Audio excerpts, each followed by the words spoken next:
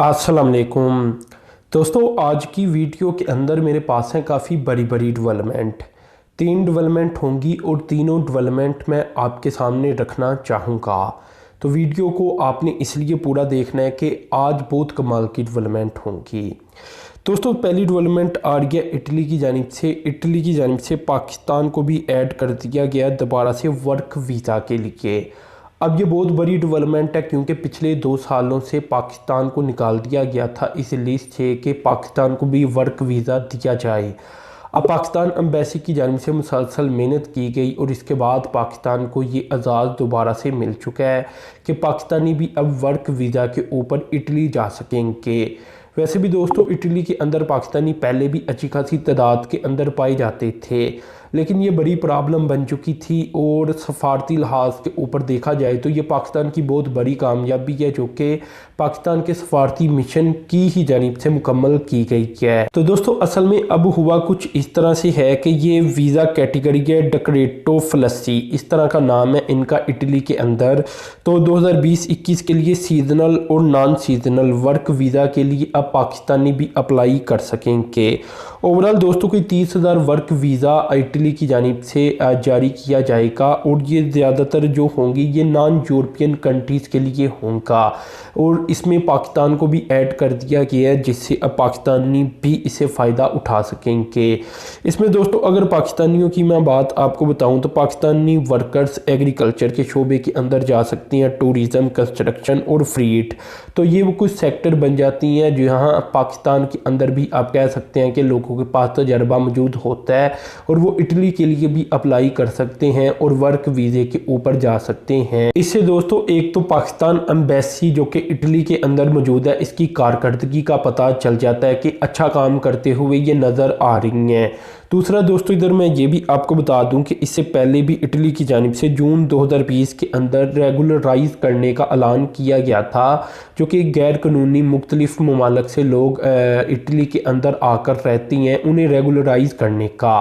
तो यहाँ कोई 18,000 पाकिस्तानियों ने भी अप्लाई किया था और इसमें बताया जाता है कि पाकिस्तान एम्बेसी ने बड़ा किरदार अदा किया था। यानी पाकिस्तानियों की रेगुलराइजेशन का मसला हो, जो कि आपको पता है कि फंस जाती हैं जाकर, तो खुद को रेगुलराइज करवा लेना ये एक बड़ा कारनामा था और इसमें आप कह सकते हैं कि पाकिस्तान एम्बेसी का किरदार वाजिया था। तो अब भी पाकिस्तान एम्बेसी का किरदार वाजिया नज़र आता है और इसी की जानिब से कोशिश की गई है जिसकी वजह से अब ये वीज़े दोबारा से बहाल हो चुके हैं पाकिस्तानियों के लिए भी। अब ये मेजर डेवलपमेंट है, ये कोई छोटी मोटी डेवलपमेंट नहीं, क्योंकि इस वक्त पाकिस्तान को रेमिटेंसेस की बहुत ज़्यादा ज़रूरत है।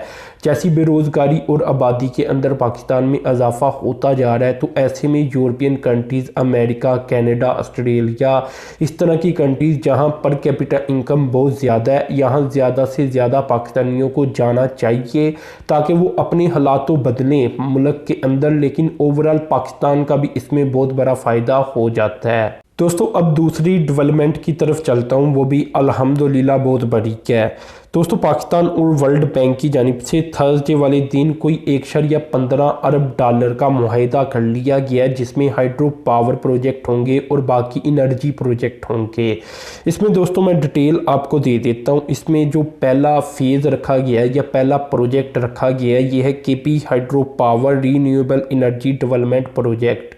अब इसमें दोस्तों 450 मिलियन डॉलर की रकम इन प्रोजेक्ट के ऊपर खर्च होगी। इसके बाद दोस्तों जो इसका दूसरा प्रोजेक्ट रखा गया है ये असल में 700 मिलियन डॉलर का प्रोजेक्ट है और ये असल में पावर स्टेशन है दासू हाइड्रो पावर प्रोजेक्ट के अंदर। आपको पता है कि दासू हाइड्रो पावर प्रोजेक्ट एक बड़ा प्रोजेक्ट है पाकिस्तान के अंदर जो हाइड्रो पावर के लिहाज से बनाया जा रहा है। तो अब ये जब बन जाएगा तो जाहिर सी बात है एक पावर स्टेशन की भी ज़रूरत पड़ेगी, वहाँ से बिजली भी पैदा करनी है, तो इस काम के लिए भी पैसा चाहिए। तो इसी काम के लिए 700 मिलियन डॉलर का ये केपी गवर्नमेंट की जानिब से एग्रीमेंट साइन किया गया वर्ल्ड बैंक के साथ कि भाई आप हमें ये पैसा दीजिएगा ताकि हम इसे मुकम्मल कर पाए और यहाँ से सस्ती बिजली प्रोड्यूस कर पाए। तो दोस्तों अभी जो मैंने पहले प्रोजेक्ट का नाम लिया 2 हिस्सों में डिवाइड कर दिया ना 1.15 अरब डॉलर को। तो पहले का मैंने केपी हाइड्रो पावर प्रोजेक्ट की बात की तो इसके अंदर एक 88 मेगावाट का गबराल कलाम हाइड्रो पावर प्रोजेक्ट आ जाता है और दूसरा 157 मेगावाट का मडियान हाइड्रो या मदेन हाइड्रो पावर प्रोजेक्ट आ जाता है। तो इस तरह दोस्तों ये हाइड्रो पावर प्रोजेक्ट हैं जो कि मुल्क के अंदर बनाए जाएंगे और वर्ल्ड बैंक एक बड़ी अमाउंट इसके लिए पाकिस्तान को देगा। अगर मैं पाकिस्तानी रुपयों के अंदर आपको बताने की कोशिश करूं तो मेरे ख्याल से ये 187 अरब रुपया बन जाता है।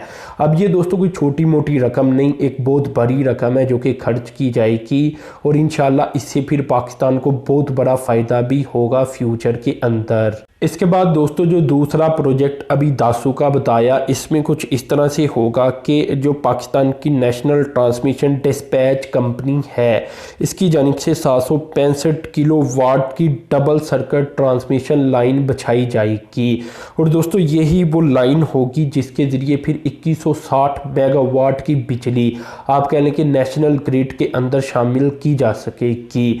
तो इसलिए दोस्तों ये एक आप कह सकते हैं कि कर्जा लेकर भी अगर बनाया जा रहा है दासू हाइड्रो पावर प्रोजेक्ट तो फिर भी ये पाकिस्तान को फ्यूचर के अंदर बहुत फ़ायदा देगा। इसमें भी दोस्तों ये बात आप याद रखें कि दासू हाइड्रो पावर प्रोजेक्ट असल में 2 फेज़ के अंदर कंप्लीट होगा। पहले फेज़ के अंदर अभी जो मैंने आपको बता दिया एग्रीमेंट साइन इसी के लिए हुआ है और इससे 2160 मेगावाट हासिल होगी। इसके बाद दोस्तों इसका दूसरा फेज़ भी आएगा और उससे भी तकरीबन इससे ज़ायद ही बिजली हासिल होगी। तो इस तरह दोस्तों ये ओवरऑल प्रोजेक्ट मुकम्मल होगा और ये शायद 2027-28 तक जाकर मुकम्मल हो। इसमें दोस्तों ये बात आप याद रखें कि इससे पाकिस्तान को बड़ी सस्ती बिजली मिलेगी और बड़ी मकदार के अंदर बिजली मिलेगी। तो ये बात आप नोट कर लें कि सिर्फ फेज़ 1 के लिए ये $700 मिलियन दिया जाने लगा है वर्ल्ड बैंक की तरफ से और उसमें भी ये ट्रांसमिशन लाइन के ऊपर पैसा खर्च होगा। तो दोस्तों अब तीसरी डेवलपमेंट की तरफ चलता हूँ, वो भी अल्हम्दुलिल्लाह बहुत बड़ी डेवलपमेंट सामने आ चुकी है। दोस्तों तीसरी डेवलपमेंट कुछ इस तरह से हुई है कि रोशन डिजिटल अकाउंट के नाम से पाकिस्तान की गवर्नमेंट ने ऐलान किया था कि जितने भी ओवरसीज़ होंगे इन्हें ये फैसिलिटी दी जाएगी कि वो पाकिस्तान से बाहर रहते हुए पाकिस्तान के अंदर अपना डॉलर अकाउंट ओपन कर सकें या डबल करेंसी अकाउंट ओपन कर सकें और अपने सरमाए को अपने नाम के ऊपर ही पाकिस्तान में महफूज कर सके। तो दोस्तों अब ये इंफॉर्मेशन इमरान खान यानी पाकिस्तान के प्राइम मिनिस्टर की जानिब से दी गई है कि कोई 21,000 अकाउंट्स अब तक ओपन हो चुके हैं। इसमें भी दोस्तों बताया ये गया कि $24 मिलियन अब तक इन 21,000 अकाउंट के अंदर आ चुके हैं। तो ये बड़ी अमाउंट है और फ्यूचर के अंदर बहुत तेज़ी से इसमें इजाफा होगा क्योंकि अभी इसे लॉन्च हुए कुछ ज़्यादा अर्जा नहीं हुआ और ज़रा आप अंदाज़ा लगा लें कि 21,000 अकाउंट बन भी चुके हैं और ये तो आप ये कह सकते हैं कि इनिशियल अमाउंट है जो कि हर किसी ने ऐड कर दी अपने अपने अकाउंट के अंदर, लेकिन फ्यूचर के अंदर वो मज़ीद ऐड करते जाएंगे। इससे जो पाकिस्तान के पास डॉलरों के ज़खायर है उसमें बड़ा इजाफा सामने आ जाएगा। तो दोस्तों ये 3 डेवलपमेंट मैंने आपसे शेयर की, तो आपने चैनल को सब्सक्राइब कर देना है, साथ में जो बेल के आइकन पर क्लिक कर देना है। अब तक के लिए इतना ही था। अल्लाह हाफिज़।